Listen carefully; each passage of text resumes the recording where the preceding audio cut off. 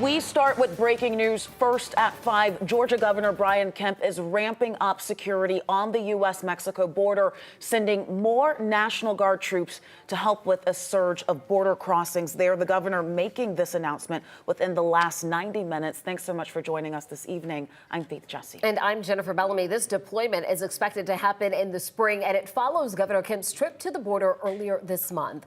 11 Alive's Karis Belger joins us now live after just hearing from the governor. Karis, what was the reasoning that he stated for making this decision?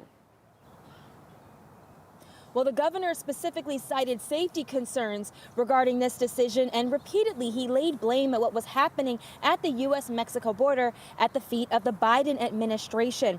Roughly 29 members of the Georgia National Guard are in Texas, according to the governor, and in the spring, roughly 15 to 20 more will be sent. He said that will be determined by what he hears from Governor Greg Abbott. And that's in addition to what is already at the border. Now, when asked specifically what members of the National Guard will be doing, the governor said the services would be in support of what is already being done in Texas, a lot of it engineering work.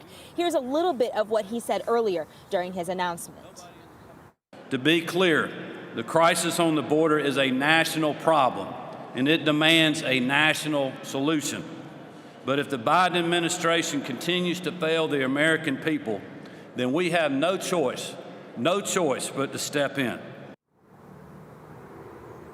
Now, I did speak with local immigration advocates about this decision. One in particular was critical. He said specifically that the focus should be on helping Georgians, including new arrivals. I'll have more on that perspective coming up at 6 on 11 Alive News. All right, Karis, we'll see you then. Thank you. The deployment comes at a time when the southwest border is seeing a record number of crossings. In December, the number peaked at 10,000 per day. Today, U.S. senators passed a $95 billion package that includes funding for Israel, Ukraine, and Taiwan, but nothing for the U.S. border.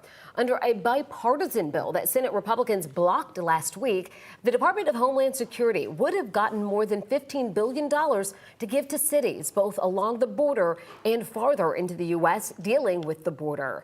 A DHS spokesperson says without the money, communities where migrants are awaiting their immigration court proceedings will suffer. And when the money runs out, DHS agencies will have to move resources from other areas to scrape by. The bill passed early this morning, and it now sits in the House. House Speaker Mike Johnson reaffirming today that the House will not consider national security legislation without a new border policy.